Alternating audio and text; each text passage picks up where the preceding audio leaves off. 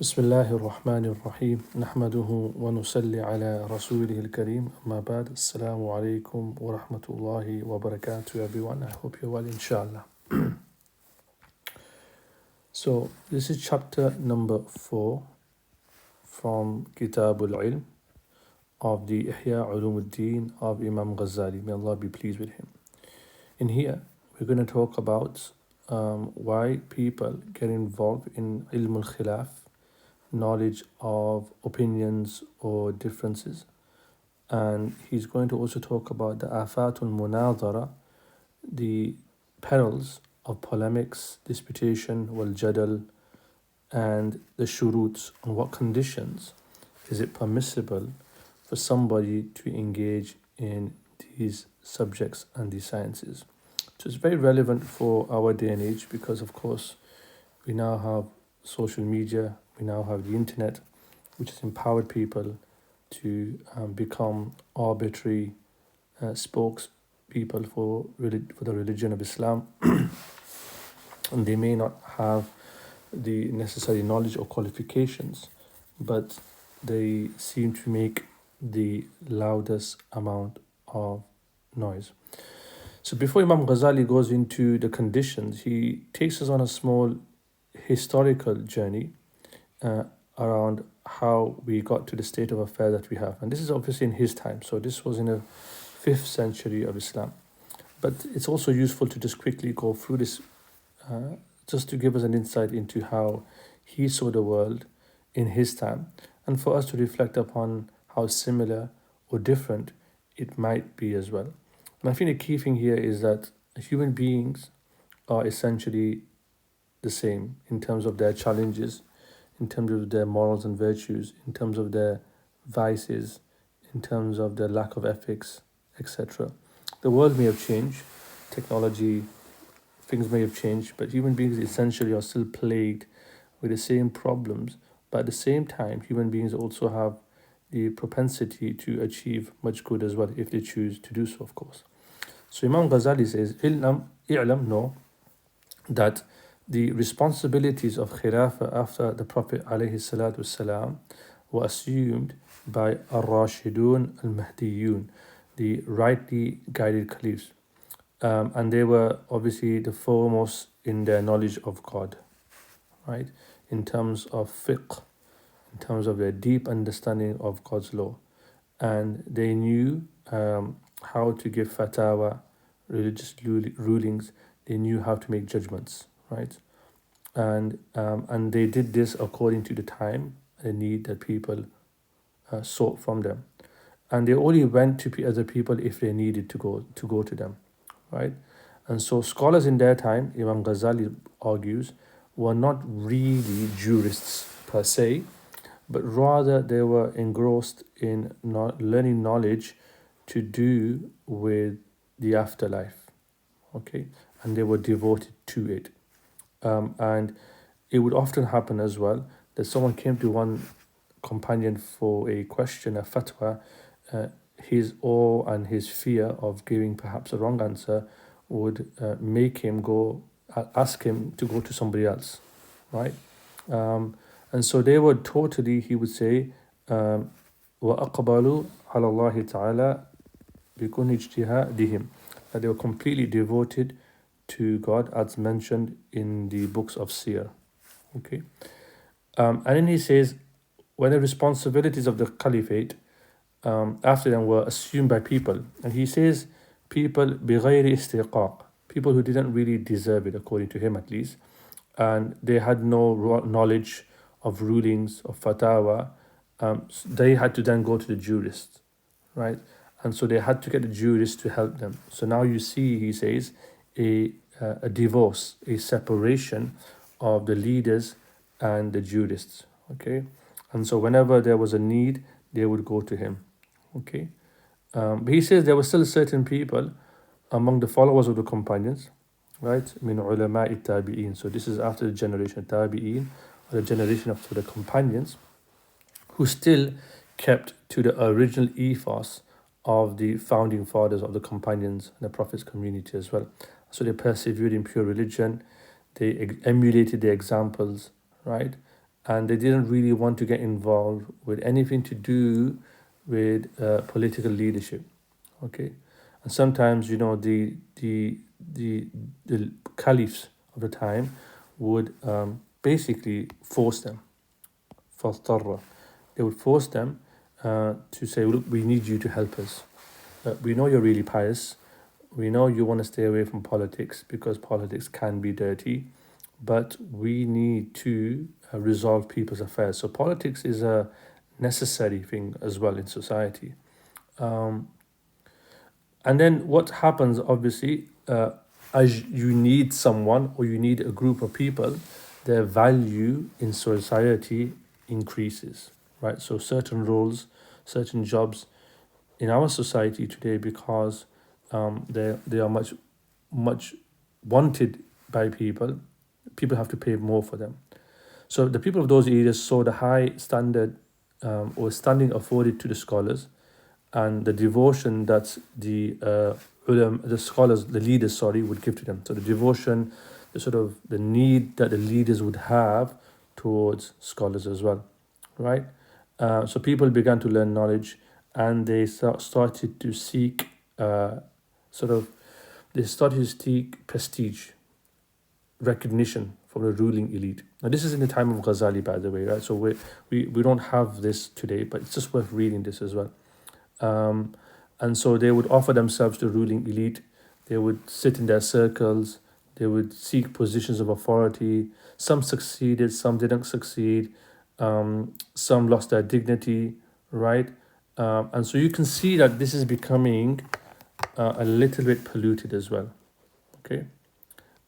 So people were learning knowledge, especially in juridical matters, right? Because people needed them. The caliphate needed them. The empire needed them. So this was becoming a prestigious pursuit as well. Okay. And then he says that you had ulama that came after him, and they became inclined to hearing what these ulama were saying. And as a result, what happened was you started seeing factions. So people were starting to take sides based on certain theological or legal positions. Okay. And so that just creates this vicious circle, because if you're learning something or you're promoting a position that the ruler is himself favoring, then you're going to make your way up the chain very, very quickly as well. So people began to learn theology, for example, for this reason as well. Now he says that their intention, allegedly, he says, that they would say that they are safeguarding the sunnah of the Prophet, peace be upon him.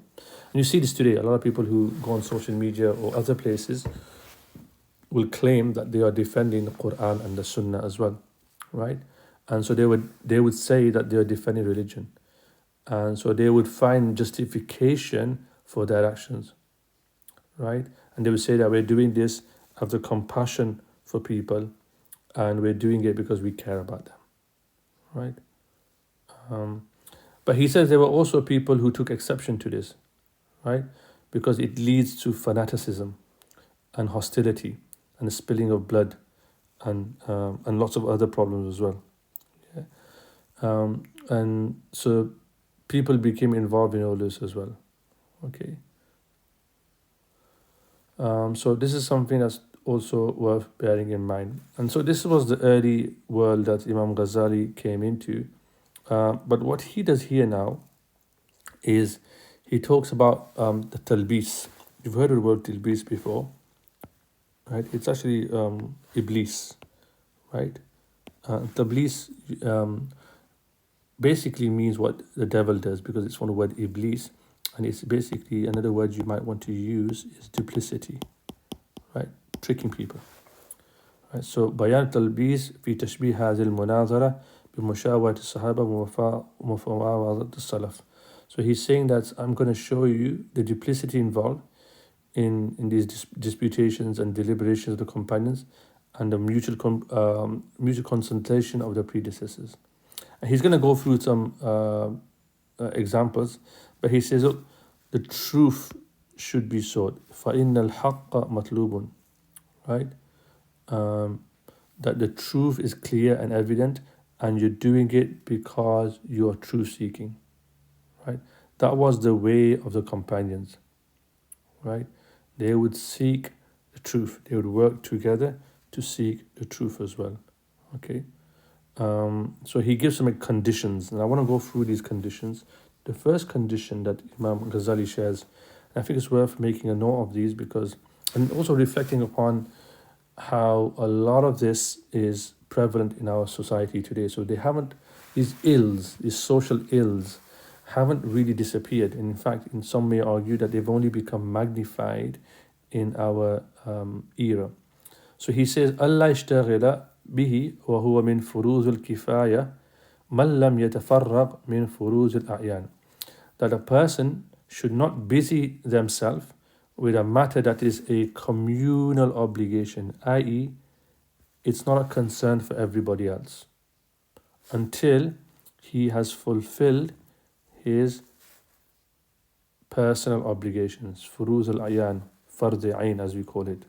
Okay, so if a person is out there trying to say that I'm defending Islam, but he's not praying, he's not fulfilling his obligations, he's not an honest person, etc., things that are obligation upon him as an individual, then that person should not be engaging in debates, should not go on the internet and pretend to speak about the religion of Islam, or somehow portray himself as someone who has some sort of access or privilege to speak about Islam, right? He says this person is a liar, for huwa kazab, right? He says this person is a liar. He's just lying. Okay. So that's the first condition. You can read the rest if you want to in English. The second one, ألا يرى فرض كفاية أهم من المناظرة. That he should not deem a communal obligation more important than munazara. Munazara, I might not have to translate it, but polemical. I'm going to use it, polemical disputation. I mean, it is, in certain cases, it's important. But here Imam Ghazali is warning us because most people do it for the wrong reason. So we do need people who can defend our religion. So this is not to say that we shouldn't do it, but he says, if you're not practicing the faith, if you don't even know your religion really well, why are you even bothering? Right? Because you're just going to misrepresent your faith. So he says, Allah yara farda kifayatin ahamma min al-munazara, that he does not see that a communal obligation is more important than polemical disputation, right? If something is more important, Imam Ghazali says, at a given moment, and you don't do that, and you act upon something that's less important, then he says it's like you've disobeyed Allah, right? You see a people you've ignored, they're dying of thirst, you're able to quench their thirst, right? But what you do, Imam Ghazali says, you basically start getting into bloodletting, right? Saying that, oh, that's a communal obligation, right? Because not many people have this skill, right? He says you're an idiot, right? This person is an idiot, right? So you should not get involved in things that are not necessary for you, right? So this is something to bear in mind as well, okay? So you need to know priority. So priority is very, very important. For you as a believer, what's your priority? What is it that you need to know at this moment in time? What is it that you need to do at this moment in time? Yeah. And then he kind of gives a more practical example about fatwa, right? It has been undertaken by a group of scholars, while there's no region that is without any number of neglected communal obligations to which the Jews give no regard, right? The most noteworthy is a practice medicine. In most regions, there are no Muslim physicians whose sworn testimony is permissible for those cases in which the word of physician is necessary according to law. There is not one among the jurists who want to take up medicine instead of jurisprudence. So basically what he's saying here, and this was because law was very prestigious in his time, he was saying that, people need doctors. But what are people doing? They're becoming jurists. Right? They're becoming fuqaha because in their time that was much more rewarding, at least financially. But people need doctors, right? So we're not prioritizing. Of course, today is probably the other way around. People aren't becoming scholars and they're becoming professionals because it's more money in it, right? There's more money to be made in it. And so Imam Ghazali says that's wrong, right? We need to look at what's needed for society as well. Yeah. And he says this same applies to Amr bil Ma'ruf. Amr bil Ma'ruf and Nahi anil Munkar. Amr bil Ma'ruf means commanding good and forbidding evil. This is a communal obligation. That means not everybody needs to do it, right? Okay. So, for example, he gives a raw example that there might be a debate taking place on things to do with some detailed matter of religious law, and someone who's in the debate is wearing silk, right? And he stays silent and continues to debate on an issue that would never in the course of events occur, and should it occur, there's already an assembly of jurists in the region to deal with it. So he's getting involved in something that doesn't need to be dealt with. He's saying that I'm doing all of this to gain proximity to God. Yeah. So basically what he's saying that people get involved in things that are like there's no need to get involved in it, right? He's saying that he's doing all of this to draw closer to his creator.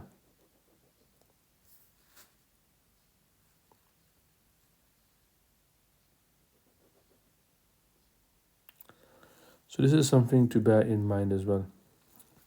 The third one he mentions, number 3, أن يكون المناظر مجتهدا بذاته. And this is a very, very strong bar, like high bar, strong, I would say a high bar rather, set for people getting involved in polemics. Yeah, he set the bar really high here. That the person engaging in debate should be a mujtahid, person who's capable of independent judgment. Independent judgment. How many people can do that today? So he should be capable of independent judgment. Yeah. He should be able to work out things on his own, based on his deep learning of the Sharia, right? So this is something that's this is like a really high condition that he's met, right?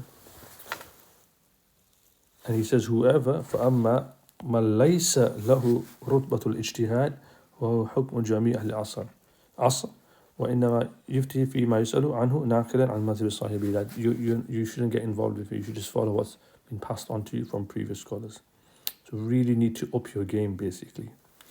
Number 4, he mentions ألا يناظر إلا في مسألة واقعة أو قريبة الوقوع غالبا. You should not engage in polemical discourse unless you're dealing with an actual event. في مسألة واقعة, or something that's going to happen, right? So don't theorize. Don't get involved in theoretical disputes. Yeah. Yes, in your private domain, when you're writing a book at home, that's different. But in public, right, stay out of it. Stick to what's actually happening. Right? Because the companions, radiallahu ta'ala anhum, they used to consult one another on things that would happen, things that are likely to occur, right? But he says he's criticizing people of his time, so people don't get involved in all of this, right? They get involved in like things where they can show off the intellectual skills. So he's having a really go at strong, he's got some really strong things to say about the ulama of his time, because this is what was happening in his time. So every era has its challenges. Of course, now, as I mentioned before, this is not the reality. And so it says that people get into all sorts of elaborate matters just so they can show off themselves. And then he continues. Okay. The next one, number 5. الخامس أن تكون المناظرة في الخلوة أحب إليه وأهم من المحافل وبين أظهر الأكابر والسلاطين. That For him, if he has to do munadhara, if he has to dispute with someone, if he has to have a dispute, he prefers to have it privately, right? Not publicly, not showing off and publicly attacking someone, right? Private messaging someone, say, brother, you tweeted this, or you said this, or you wrote this, probably not a good idea. Of course, if it's an academic article, it's for public use, then you can respond to it academically. But we're talking here where people do it simply to gain fame or to gain more followers. Okay? He says that, you're doing it in front of the sultans or notable people because you want to get their favor. If you defeat somebody or you show off how you show how you're superior to somebody, then you might get some sort of pay rise or something. This was a big problem, as I've said, in the days of Imam Ghazali, and he has some very, very strong words. Today, for us, we should try and resolve matters privately. We should try and reach out to people. Yeah. So this is very, very important to bear in mind. Right? He says, فَإِنَّ الْخَلْوَةَ أَجْمَعُ لِلْهَمِّ. That seclusion is more conducive to purposeful thought. It's better for your clarity of mind, your insight, and also for the recognition of truth in a matter. Right? So if you really want to have time to reflect, you need to have time where you're away from people. When you're in the public gaze, because you're under pressure, people are watching you, you don't want to fail, you don't want to look bad, then people's ego takes over, right? And so they become, rather than becoming friends in the pursuit of truth, they become people who are competing for prestige, right? So this is a common problem in our communities today as well, right? And this is like nothing different to, what happened 1,000 years ago. Allah protect us.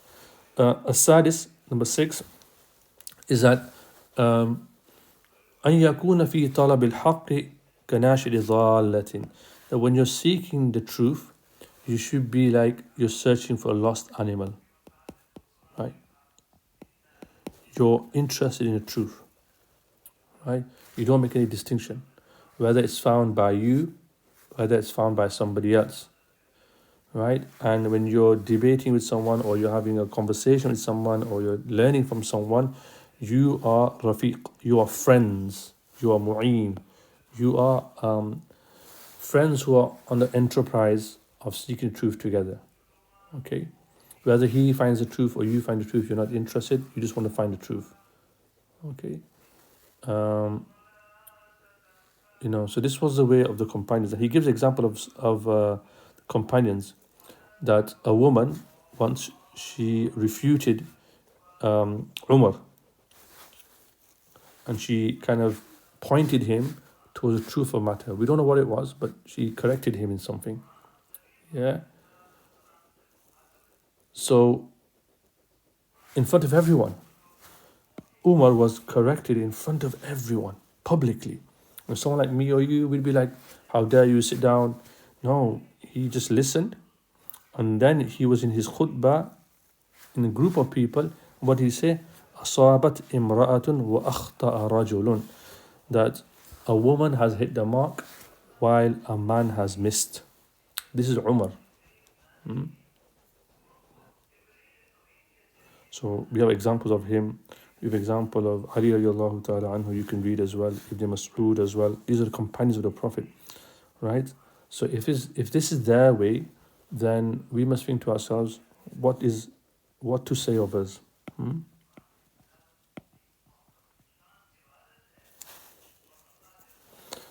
Number 7.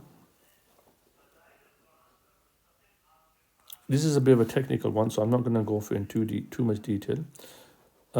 And the language is important. ألا يمنع معينه في النظر من الانتقال من دليل إلى دليل ومن إشكال إلى إشكال.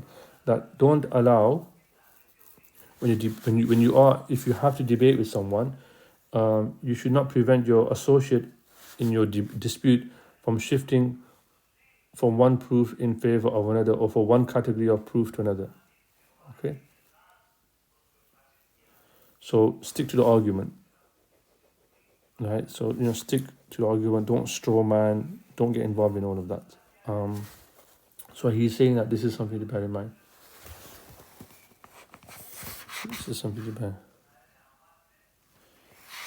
So focus on the argument. He gives some details in there as well. Okay, so I'm not going to go into it too much because that's a technical one. The final one, and I'll end with this inshallah, is the 8th one, if my counting is correct. أن يناظر من يتوقع الاستفادة منه ممن هو مشتغل بالعلم.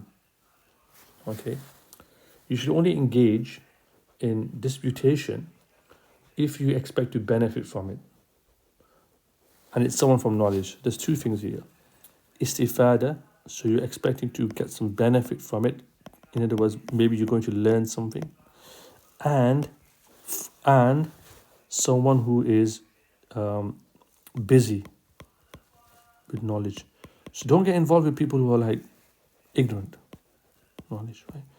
Don't debate with people who don't know what they're talking about. So there's two things.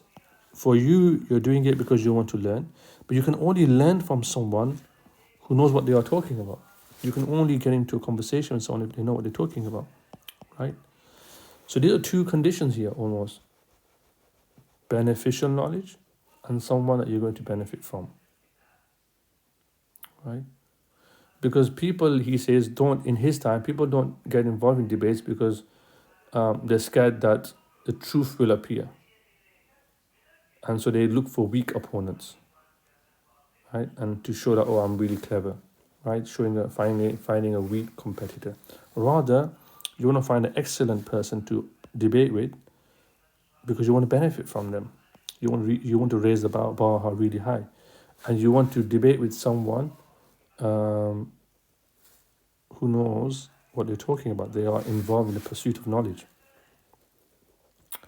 In conclusion, and we'll end here, Imam Ghazali says, Bil Jumla, that know that anyone who is not contesting the devil, shaitan, who has overrun his heart and is his worst enemy, who never ceases to tempt him to his own demise, has then engaged in disputation with someone else in matter that a person of independent judgment has already been rewarded for finding the truth of the matter, or sharing and rewarding for finding it.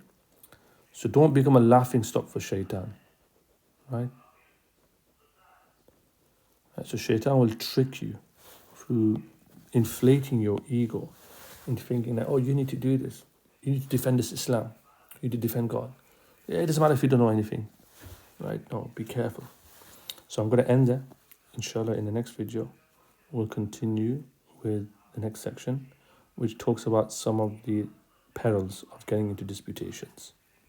Subhanallah bihamdihi, subhanakallahumma bihamdika, ashhadu an la ilaha illa anta nastaghfiruka wa natubu ilayk.